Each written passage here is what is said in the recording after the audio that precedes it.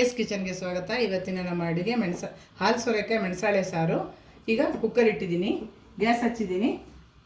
ಹಾಲು ಸೋರೆಕಾಯಿ ಸಿಪ್ಪೆ ತೆಗೆದು ತೊಳೆದು ಹೆಚ್ಚಿಟ್ಕೊಂಡಿದ್ದೀನಿ, 1 ಕಪ್ ಆಗೋಷ್ಟು. ಈಗ ಕುಕ್ಕರ್ಗೆ ಹಾಕ್ತಾ ಇದ್ದೀನಿ.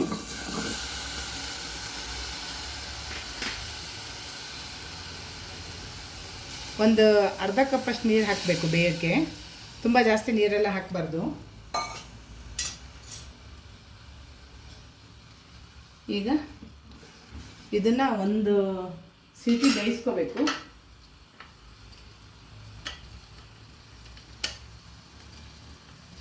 ಈಗ ಕುಕ್ಕರ್ ಮುಚ್ಚಿ ಒಂದು ವಿಜಲ್ ಹಾಕಿಸ್ಕೊಳ್ತಾ ಇದ್ದೀನಿ.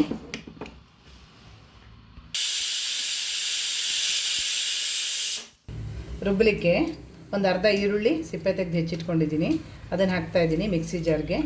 7 ರಿಂದ 8 ಎಸಳು ಬೆಳ್ಳುಳ್ಳಿ ಹಾಕ್ತಾಯಿದ್ದೀನಿ.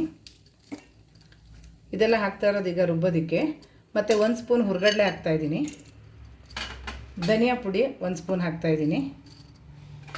ಮತ್ತು ಕೊತ್ತಂಬರಿ ಸೊಪ್ಪು 7 ರಿಂದ 8 ಗರಿ ಹಾಕ್ತಾಯಿದ್ದೀನಿ. ತೊಳೆದು ಹೆಚ್ಚಿದ್ದೀನಿ, ಅದನ್ನು ಹಾಕ್ತಾಯಿದ್ದೀನಿ. ಇದೀಗ ಇದಿಷ್ಟು ರುಬ್ಬಕ್ಕೆ ಹಾಕ್ತಿರೋ ಮಸಾಲೆ. ಇದಕ್ಕೆ ಇನ್ನು ಹಸಿಮೆಣಸು ಒಂದು ಹುರಿದಾಕಬೇಕು. ಇದೆಲ್ಲ ಹಸಿನೇ ಹಾಗೆ ಹಾಕಬೇಕು. ಹಸಿಮೆಣಸು ಒಂದು ಹುರಿತಾ ಇದ್ದೀನಿ. ಈ ಹಸಿಮೆಣಸು ಒಂದು 5 ರಿಂದ 6 ಹಸಿಮೆಣಸಿನ್ಕಾಯಿ ತೊಗೊಂಡಿದ್ದೀನಿ. ಅದನ್ನು ಒಂದು ಹುರಿದಾಕಬೇಕು. ಒಂದು 1/4 ಸ್ಪೂನ್ ಎಣ್ಣೆ ಹಾಕಿ ಚೆನ್ನಾಗಿ ಹುರಿದಾಕಬೇಕು ಇದನ್ನು. ಇನ್ನು ಉಳಿದಿರೋ ಮಸಾಲೆ ಎಲ್ಲ ಹಾಗೆ ಹಾಕ್ಕೋಬೇಕು. ಮತ್ತು ಈಗ ಈ ಹಸಿಮೆಣಸಿನ್ಕಾಯಿನ ಹುರಿದಾಯಿತು. ಈಗ ಮಿಕ್ಸಿ ಜಾರಿಗೆ ಹಾಕ್ತಾಯಿದ್ದೀನಿ. ಈಗ ಇದನ್ನು ರುಬ್ಬಿ ತರ್ತೀನಿ. ಈಗ ಗ್ಯಾಸ್ ಹಚ್ಚಿ ಪಾತ್ರೆ ಇಟ್ಟಿದ್ದೀನಿ. ಈಗ ಒಂದು 2 ಚಮಚ ಎಣ್ಣೆ ಹಾಕ್ತಾಯಿದ್ದೀನಿ.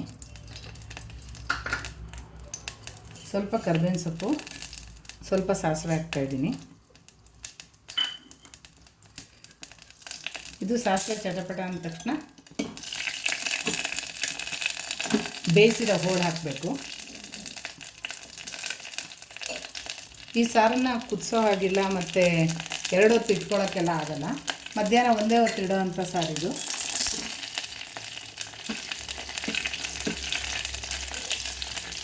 ಬಿಸಿಲಿರುವಾಗ ಮಾಡಿಕೊಂಡು ತಿನ್ನೋಕ್ಕೆ ತುಂಬ ಚೆನ್ನಾಗಿರುತ್ತೆ. ಈಗ ಸಾಸಿವೆ ಪಟಪಟ ಅಂತು ಕರ್ಬೇವಿನ ಸೊಪ್ಪು ಹಾಕಿದ್ದೀನಿ. ಈಗ ಬೇಯಿಸಿರೋ ಹೋಳು ಹಾಕ್ತಾಯಿದ್ದೀನಿ.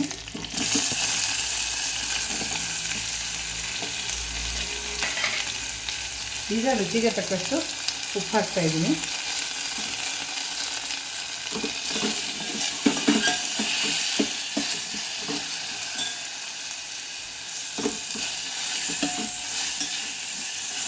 ಈಗ ರುಬ್ಕೊಂಬಂದಿದ್ನಲ್ಲ ಆ ಮಸಾಲೆ ಹಾಕ್ತಾಯಿದ್ದೀನಿ. ತೆಂಗಿನಕಾಯಿ ಹಾಕೋ ಹಾಗಿಲ್ಲ, ಅಷ್ಟೇ. ಈಗ ಈ ಮಸಾಲೆ ರುಬ್ಬಿದ್ದನ್ನು ಹಾಕಿದ್ದೀನಿ. ಹಸಿಮೆಣಸಿನ್ಕಾಯಿ ಹುರಿದಾಕಿದ್ದು ಆದ್ದರಿಂದ ಇನ್ನು ಉಳಿದಿದ್ದೆಲ್ಲ ಹಸಿನೇ ಹಾಕಿದ್ದೀನಿ.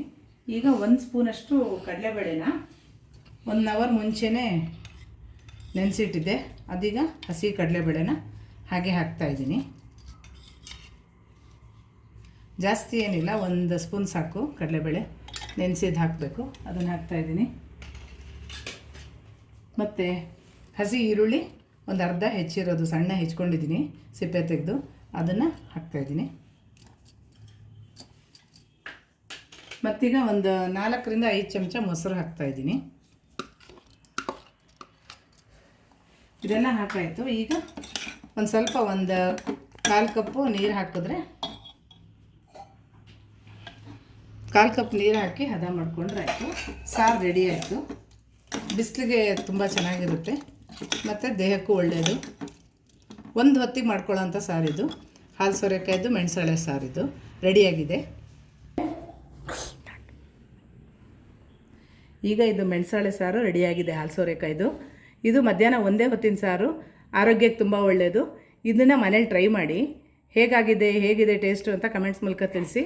ನಮ್ಮ ಚಾನಲ್ನ ಸಬ್ಸ್ಕ್ರೈಬ್ ಮಾಡ್ಕೊಳ್ಳಿ.